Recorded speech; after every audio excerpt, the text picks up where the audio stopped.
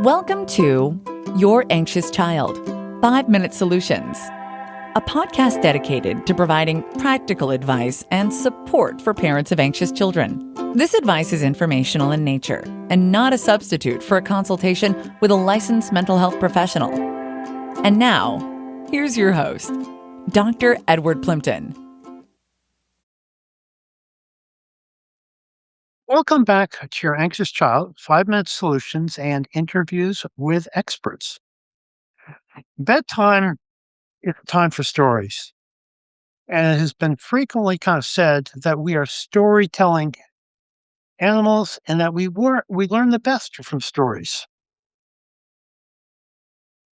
And indeed, in 2 prior podcasts, I've touched upon this topic, one with Silky West talking about storytelling. Actually, Matthias Claesen was kind of talking about the importance of scary stories for children. And Joan Lovett, talked about the therapeutic use of stories. And it's an important, topic. And bedtime stories can fulfill so many needs, from comfort, distraction, to instruction. So, of course, in this podcast, we are obviously noting that bedtime is a favorite time for anxious thoughts to appear. There are no compelling distractions, and the shadowy world of the nighttime tends to evoke very scary thoughts. So it's well worth our time to explore the way in which storytelling can be used to help children. And today, we're talking with Dr. Randolph Schiffer, who has just written a book, Bedtime Stories That Will Terrify Children. 8 tales to help parents and children navigate through fear. So welcome. And perhaps you could just tell us a little bit more about yourself. Well, thank you for having me on the show, Dr. Plimpton, and the topic is one I'm very excited about, and I've had many interests through my life, but now that I'm no longer a doctor, which I stopped about 14 years ago, I'm writing stories, and I'm writing up some of the stories of my life and the children's stories that I told to our 2 children now 35 years ago when the older one became deathly ill. That's such a compelling story. Would you be willing to kind of share what happened to your son and what prompted you then to begin to kind of write or tell him bedtime stories? Yes, I might weep a little bit now and then, but I'll soldier through it. Actually, no. My son has OCD, and he's given me permission to share that. But pretty much every time when I get up in front of an audience and I mention that, my eyes get a little tearful. Yeah, I have So it too. Well, in 1990, we have 2 boys. They're age 40 and 38 now. In 1990, the older one was diagnosed with ALL, acute lymphocytic leukemia. He was 3 years old. I was in pediatrics substantially at that time at the University of Rochester, Strong Memorial Hospital, and at that time, 50% of these children died. But I knew from my experience taking care of these children that of those half who died, a significant number of them did not die because of the biology of the cancer. They died because of the rigors of the prolonged and painful treatment and their fears about enduring the treatment and their families' inabilities to endure these treatments as well. So I figured one thing I could do to prepare and help our son through it was to prepare a year-long set of bedtime stories that were not like bedtime stories that are soft and mushy about little lambs and anxious choo-choo trains, but stories that were about adversity, illness, evil spirits, difficult things.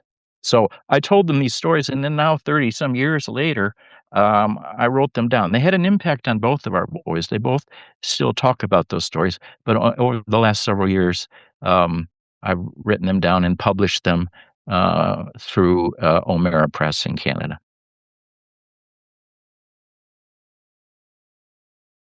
So tell us a little bit about how you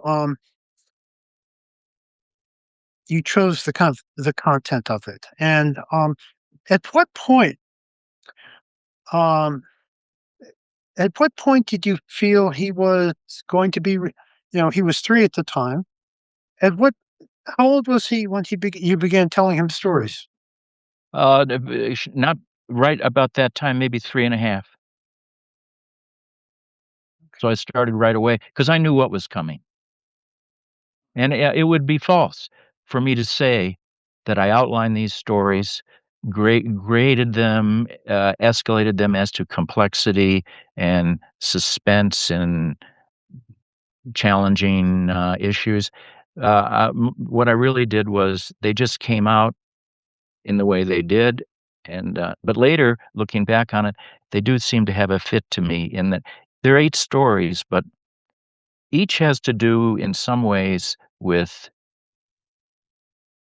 courage, the development of courage, and the presentation of stories and characters, including animals, who demonstrate courageous behaviors under stress. Um, and although there are other virtues too, well, but with the courage, what I'm talking about is it's not that they do not feel fear, but courage is the demonstrated ability to do what must be done in spite of our fears. So the characters in these stories, some of them demonstrate that. Of course, some fail. Some are cowards. Some are evil. It's like the real world as I've come to see it after all these years, and children are quite comfortable with that. They readily understand the notion of good versus bad, evil spirits, suspense, uncertain outcomes. They're quite comfortable with it. Just as a side note, your book title seems like it might be destined to drive readers away. Bedtime stories that will terrify children. Um,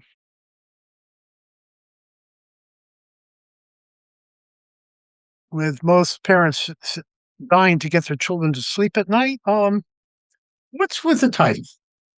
If you go to any bookstore, well, whatever, and they have a children's section, and they have 4 to 6 books that are featured through the window or in a panel of the hot children's books, and there's one of a little lamb who's totally melting down because she got separated from her flock, and one about a choo-choo train who's just so anxious that he won't be able to do his run the next day, he can't sleep, and others like that. Well, that's not what children like. The grown-ups like that. But if my book were in that um, panel, and I think it is now in some children's stores, uh, I thought that, and I think it's true, the children would pick that a book that has a scary title, a scary picture on it. Many of them would pick that hands over those other books. Now, the grown-ups might not like it. Some grown-ups may turn from it, but I believe, and I think there's some reason to believe this is true, many children will like it. Well, certainly, with people who do research on horror movies and scary movies, the surveys would show that universally children, um, love scary stories. Um, Now, obviously, there's a there needs to be some thought in terms of the level of scariness that they can kind of tolerate. But people like Matthias Claassen from um, the Netherlands would kind of say that these stories are so important in terms of learning how to manage feelings, and in particular, having a way of experiencing scary feelings in a way that can be manageable.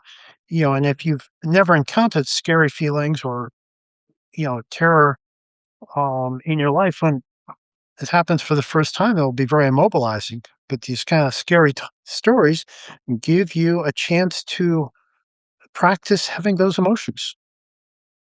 Yes, but we have to be careful here. Stories, if they are too strange, too frightening, they can do harm. I'll tell this story. I spent 3 months on the adolescent ward at the Menninger Institute before they moved to. I wasn't a patient there; I was a medical student, and Thank you for that clarification. and we had a young guy. These were very disturbed children, probably with what we would now call severe narcissistic character disorders of adolescence. They were teenagers starting from there. And we had one, I got there, and this one, and they would stay for a year, 2 years, 3 years. They were rebuilding their adolescent maturation at Menninger's. It was a wonderful program. It's gone now for reasons mostly having to do with finance. But we had one boy who was not doing that well when I got there, but he had been doing very well. This was 1975. He had been doing very well, approaching discharge, and because of his excellence at chess, he had won the state chess championship in the state of Kansas. He had to go down to Kansas City for the finals with one of the workers from the adolescent floor where I was. The worker took him down. He won the tournament for the entire state. And then as a celebration, the worker took him to see The Exorcist. Oh, That was a dear. mistake. That was a terrible mistake, and it was very harmful for that boy, and he regressed. But I think the 8 stories in my book, uh, they all have strong positive identifications with good outcomes, with characters who demonstrate the traditional core virtues of our society: selflessness, self-sacrifice. And so I don't think that what happened with that boy from the Menninger's floor, I don't think that's too much of a risk with my book. Well, actually, when I read your book on reflected on the title, it you know they're not really going to terrify children, but the title interestingly reminded me of what Michelle Krasky would say about what's important in terms of exposure therapy, which is that in her inhibitory theory of anxiety, which is it's important to have experiences which violate your expectations. And here you set up the expectation that these stories will terrify children. And actually, in reading them, they're certainly evocative, but they leave, I think, the reader with a sense of mastery that it could be scary, and they can master it, or they can appreciate it. Right. That's what I hope for, and I think it's there. And if I might, this might be a time. I'll show a picture of the book here. Did it show up? Yes, it does. Absolutely. Um, this might be a time for me to do just a tinge of reading from it, because what I'd like to do to follow on what you said, just do some of the initial kind of evocative positioning, emotional positioning of the book, the initial lead-ins for the children to hear and to feel about the suspense, the drama that might lie ahead, but not like The Exorcist. So Oh, if right. if will I'll do that, and I would be interested in your comments on it, because I haven't read anything like this before. And my one personal experience in going to hear an author read was disastrous, well, poor anyway. When I was an undergraduate at Yale, Bernard Malamud, who wrote The Natural, he got a year fellowship at Yale, which many of creative poets and authors. So he was writing his next novel after The Natural as a fellow at Yale. It was called The Tinkerer or The Fixer or something. And he scheduled a reading. I thought, well, I'll go and I'll listen to it. but it was deadly dull. So, I mean, it wasn't anything like the natural. So anyway, but I'll read just kind of try reading the lead-ins. You can imagine it in the bedroom, the children in their beds and all that, just to give the children a feel for what's coming. Be delightful. Here goes. This is the first time I've ever done this. It won't be long. No, take your time. Take your time. The, This is the first page has a brief narrator introduction.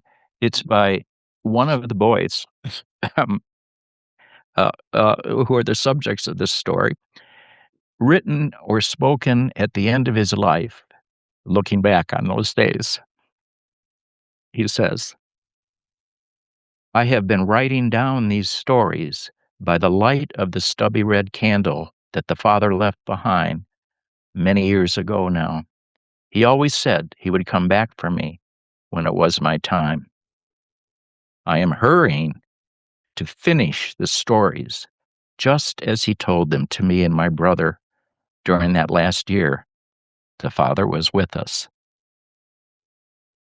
I expect to hear his footsteps once again in the hallway outside my door tomorrow. The first story is called Dog. Each story has an animal title, although they're not really about animals. And so after that introduction, the first page of the dog story is a picture of a friendly retriever type dog with a moonlight shadow showing a wolf. These words are under the picture. Dog is a furry, friendly animal, well enough behaved to have about the house by day, but come night take care. The wolf, from which the dog descends, is there, lurking, waiting, watching for the rising of the moon. And then each story begins with a scene setting pictograph statement. And I'll read that and maybe that's where I'll stop. So the pictograph stage setting text for the dog story is the first story. It was in the time of the year when the wind turns cool and the leaves display colors of orange and red that the father began the stories. He came into our room that first night after Randy and I had been put to bed in our bunk beds. He carried with him a red candle in a pewter holder, the story candle, as we would come to call it. He sat himself down in the center of the round yarn rug and set the candle down in front of him. Its yellow light drew dark lines across his face, and he looked in a way we had not seen before. He waited, and after a while the stories began. They would last 1 year. So that kind of lead in, my thought was, and then the story begins, to create a sense of suspense, of complexity, that the grown-ups' involvement and agendas and feelings and fears are going to be intertwined with the children as they are in the real world, and that there would be a time-limited boundary on these 8 stories during which the legacy transmission from the father to the sons would be accomplished, because it's only hinted at because later the father has fatal illness, unlike the child, which was the real experience we had. And he has but 1 year to transmit his strongest legacy values, wisdom, etc., to very young children. So he chooses the venue of bedtime stories to do it.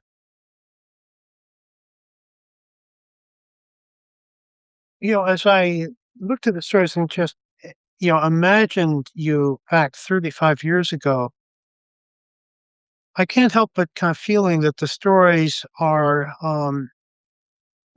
as much for the parent as for the child. Yes. In the sense of kind of desperation, um, you know, um, and anxiety that they the storytelling, it is truly for everyone. Yes, um,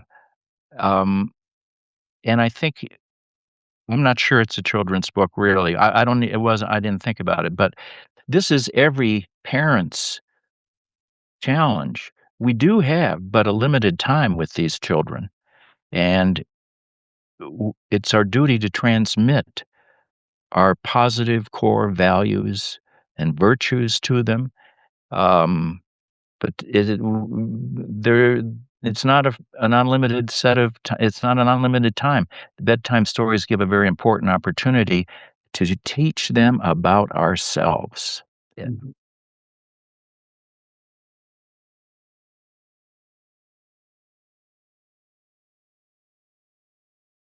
I'm I'm curious about how your son recalls these stories.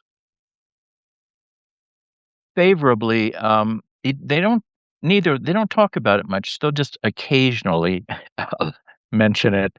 Um, so I know that it's in there, and now that I see the son who had the leukemia and who survived and is married and has his own son who's 18 months old, I see that he tells that son bedtime stories now too. So I'm pretty sure he survived the leukemia. There's no way to know for sure what it was, but I think these stories didn't do any harm, and they're imprinted in the identities of these two boys even now as mid-level adults because they are reading them or they're doing stories of their own for their own children.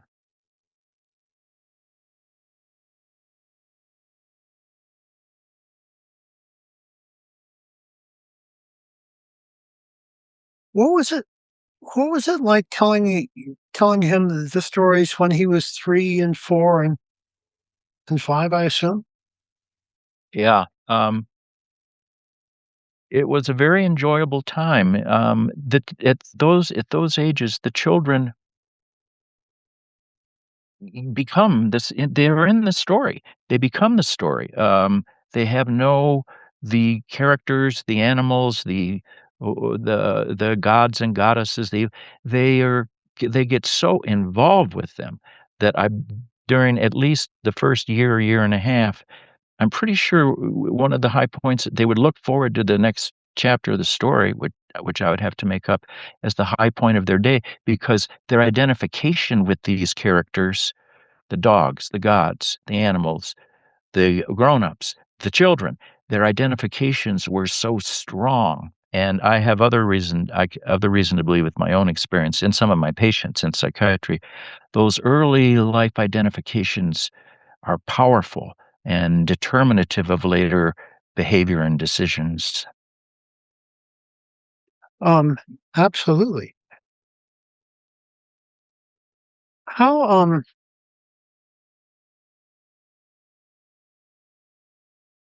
you've been very thoughtful about, the kind of content of the stories and wanting to kind of mirror the child's actual experience, not what the kind of adult might or wish to imagine, but really trying to kind of mirror the stark reality of kind of how a child might be experiencing something, such as going through this horrendous kind of medical treatment. And Yeah. and as you point out, it's different from other stories that adults write for children. Yes. But isn't that our challenge as grown-ups and parents throughout the raising of the children to meet them where they are, not where we might wish them to be? Um, Absolutely, absolutely.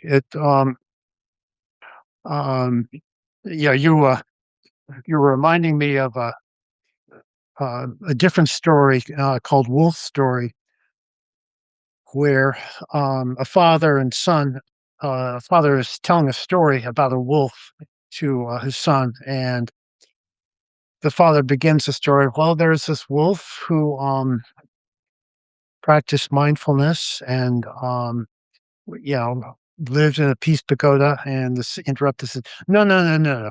Tell me a story about a wolf whose teeth are as sharp as butcher knives." Yeah. Yeah. Yeah, sometimes they'll tell you exactly what they want to be in this story, and, I think that's healthy, and then from time to time during those 2 difficult years, I would invite the 2 boys to tell, their own stories in not that often, but they kinda like that too. I think that was so the stories became like a marketplace for our interactions. But by the way, getting back to the initial concern which you brought up, and I agree with, we have to be careful. There is the possibility of harming the children. The children, if they're the usual and like whatever, expectable, young person in our society, if you're getting into something that's too far for them, they'll tell you. They'll tell you to stop it. Yeah. Yeah. Um,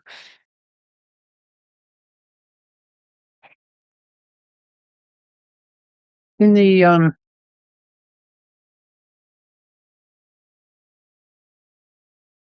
author's note, you make a kind of a comment that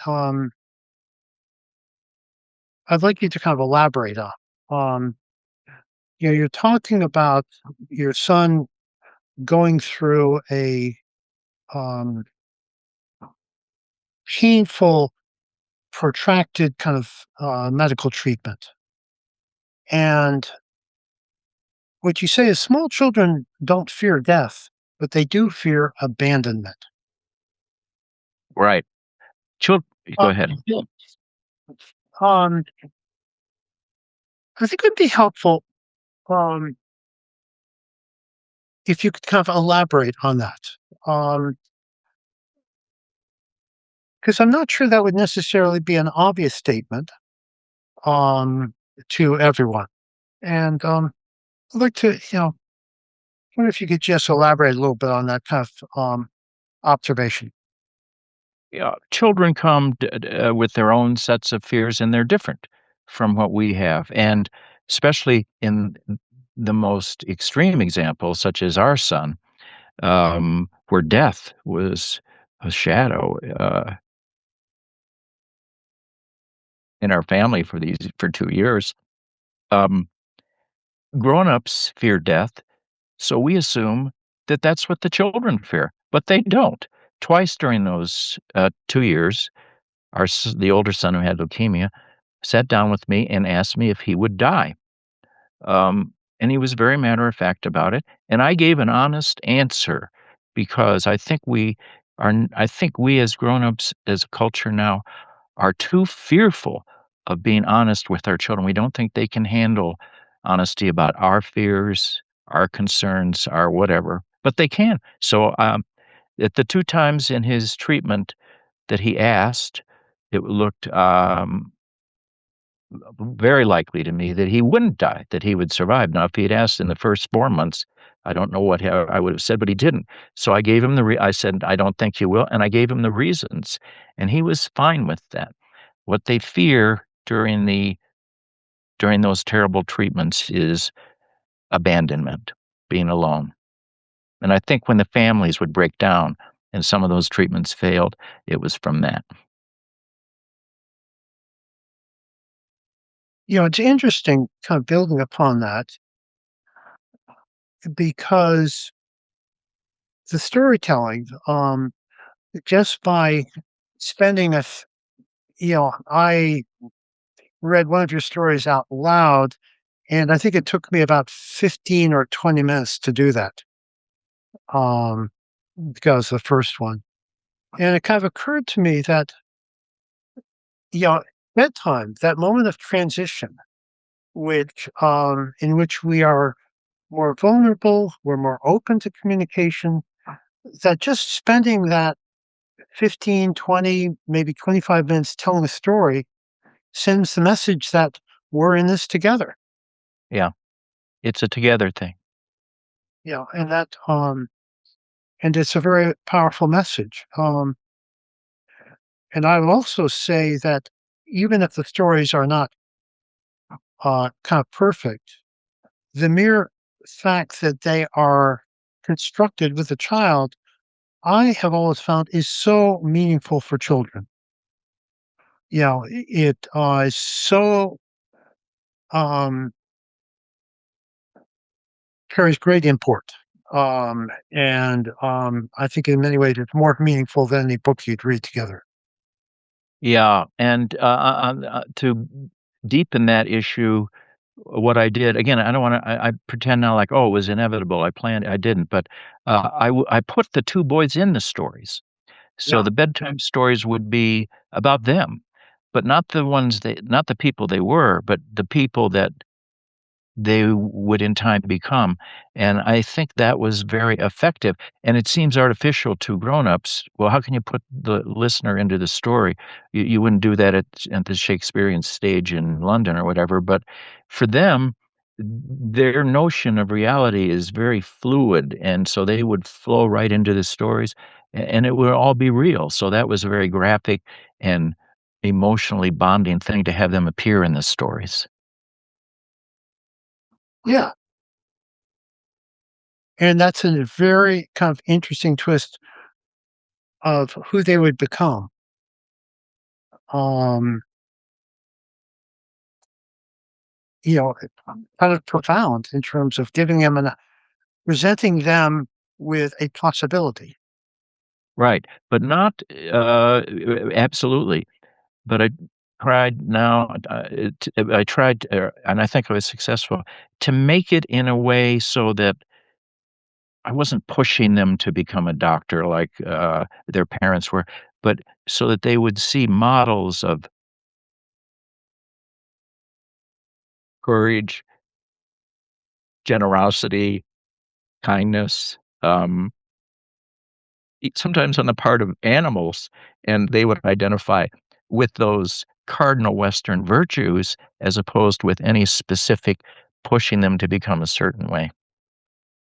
Well, we know that, the experience of pain turns your brain to mush.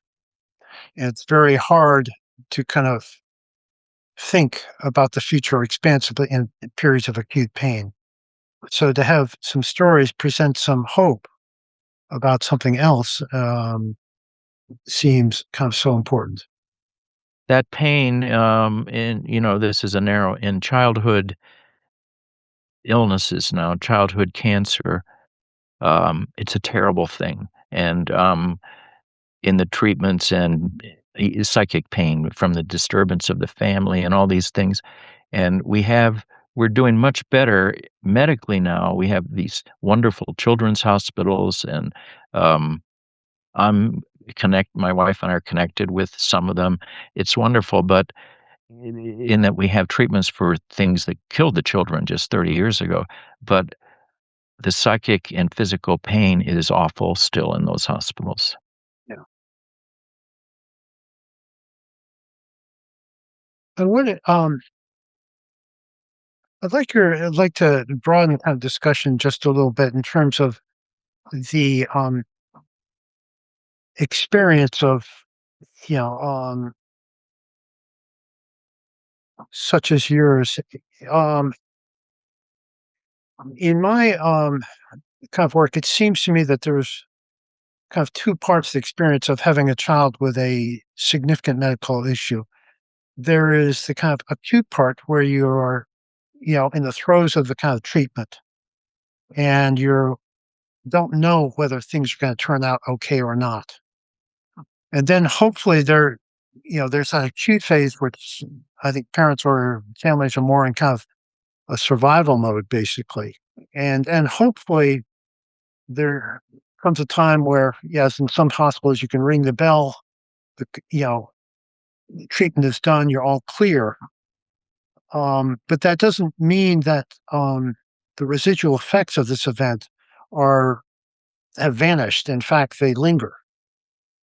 Yes. And um, and that's often not given the appreciation it really deserves. But certainly, in kind of my work, just at a bare minimum, these children who've gone through these procedures, often, well, they're understandably afraid of any experience of getting their blood drawn or getting vaccinations or anything with needles. Terrifies them. And the residual damage and trauma from it sometimes becomes cumulative, sometimes grows. I'll give an answer on the complementary side of the therapeutic relationship that you're talking about. For those of us who are the therapists, there is damage too. And what happened to me was when I was young, of course, I took care of terrible injuries and terrible illnesses. And I did what had to be done, and it was all fine. But there was some kind of cumulative residual trauma of it in myself. So when I turned 60, I couldn't do it anymore. I would just cry. Mhm. I had to quit. You see that in excuse me, you see that in the nurses too, especially like in the intensive care units. They'll do 15 years or so, then they won't do it anymore. Yeah, yeah, yeah. I think um, a phrase that's sometimes used is, it's weathering. Yeah, it's you experience, the cumulative effect. It's kind of like weathering on a stone. Kind of Yep. just um, um,